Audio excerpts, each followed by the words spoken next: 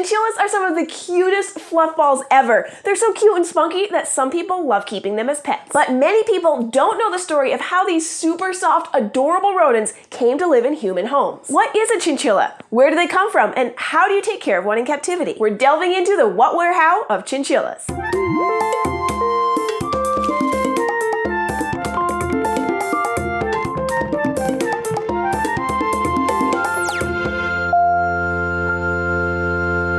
Let's start with what they are. This is a chinchilla. Chinchillas are in the class Mammalia, and they have ever-growing incisors, which means they're a rodent, or in the order Rodentia. This order includes rats, mice, and hamsters, but it also includes beavers, porcupines, and squirrels. Since this is a pretty wide variety of animals, it doesn't really tell us what a chinchilla is. So let's continue classifying the chinchilla. They belong to the family Chinchillidae, which means a small to medium rodent with large ears, a bushy tail, strong back legs, and extremely soft and thick fur. This family consists of chinchillas and their close relative Viscachas. We can further define chinchillas into their genus, Chinchilla. There are two species in the chinchilla genus. The shorter, stockier species is often called the short-tailed chinchilla, and it's easy, chinchilla, chinchilla. The second species is the one we're most familiar with, Chinchilla lanigera, and they're often called the long-tailed chinchilla. They're smaller, but they have longer tails and bigger ears. Cheerio's getting a little bit hot, so we're gonna go ahead and put her back. So now that we know what a chinchilla is, let's talk about where they come from. A group of rodents in the parvorder Caviomorpha came to South America and began adapting and evolving into many specialized species. Chinchillas were part of this group, and they are perfectly adapted to the high altitudes of the Andes Mountains. They're crepuscular, quick, and agile.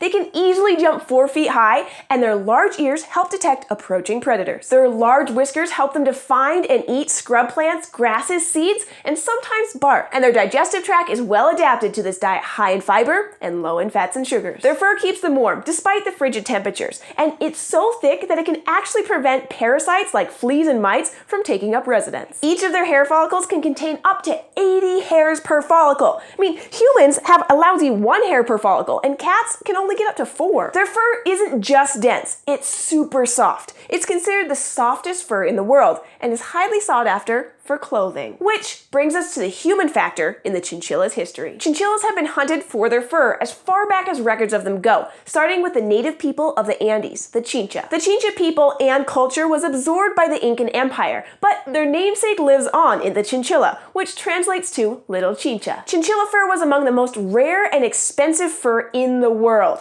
It can take up to 300 chinchillas to make one single full-length coat. Fast forward to the late 1800s, chinchillas had been hunted for centuries, but recent decades of overhunting had led to severely diminished wild population. Because of their unique and valuable fur, several attempts at breeding in captivity began. Through dedication and perseverance, the captive population eventually increased to several hundred.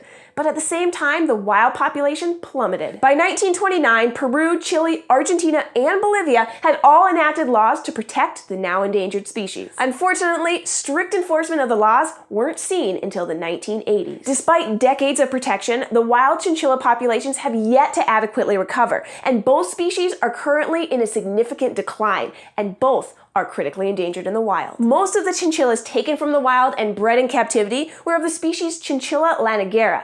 However, some of them were chinchilla, making our domesticated species a possible hybrid. Although chinchillas were originally bred for their fur production, breeders eventually started breeding them as pets. And that brings us to our current relationship with a domestic chinchilla. And since we've already learned what they are and where they came from, let's talk about the best known practices for how to give them a happy and healthy life in captivity. All captive care of animals should take into consideration the animal's native environment and natural behavior. Chinchillas evolved to survive and thrive in the sparse and rugged environment of the Andes Mountains. While it's not practical or possible to achieve the high altitude or exact habitat, it is important to consider the animal's native environment and natural behaviors. Let's start with their diet. It's easy to want to show your love for a pet by giving them lots of treats, but for chinchillas, treats are the easiest way to harm their delicate digestive system. Remember, they are adapted to sparse, high-altitude vegetation, so a diet high in fiber is crucial for a healthy gut. Fresh, high-quality hay should should always be provided, and I recommend Timothy hay. Compacted pellets are important for providing the rest of their needed nutrients. Chinchilla pellets are specifically formulated for chinchillas and usually consist of pressed alfalfa. Other pellets contain lower levels of protein or higher levels of other supplements, so pellets intended for other animals should never be used. If you want to offer your chinchilla a treat, keep it to a minimum, and I mean minimum. One raisin is over their sugar allotment for the entire day. Knowing this, I would not recommend purchasing one of the chinchilla mixes sold in pet stores, which often contain raisins. Chinchillas will often pick out the tastiest pieces and avoid eating any of the healthy pellets altogether. For one chinchilla, I recommend 1 to 2 tablespoons of high-quality chinchilla pellets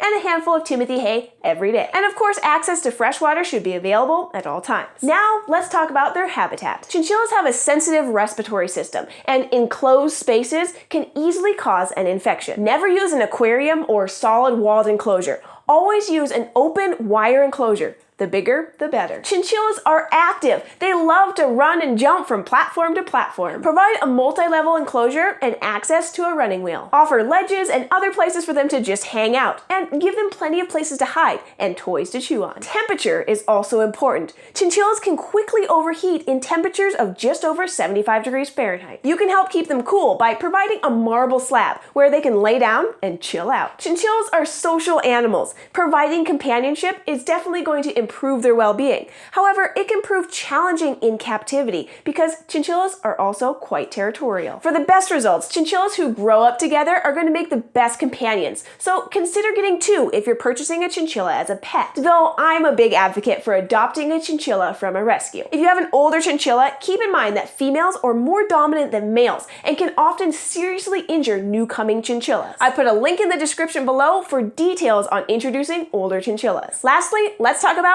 interaction. They can be pretty picky about how they want to be handled, and most don't like to be restrained or held around their body. Cheerio is one that is opposed to that way of handling, and we both prefer that she has more free range when being handled. I pick her up and then quickly set her on my open hand and let her perch on my arms or shoulders. I never allow her to jump off on her own. If I feel like she's in a precarious position, I gently navigate her back to my open palm. When we're done interacting, she's going to want to clean herself off by rolling in her dust. This is essential for the health of her fur. Since it's so fine and dense, she never wants to get it wet. Instead, she's going to coat it in a fine layer of dust, separating each individual hair. Chinchillas are amazing animals, and they can make a good pet for the right person.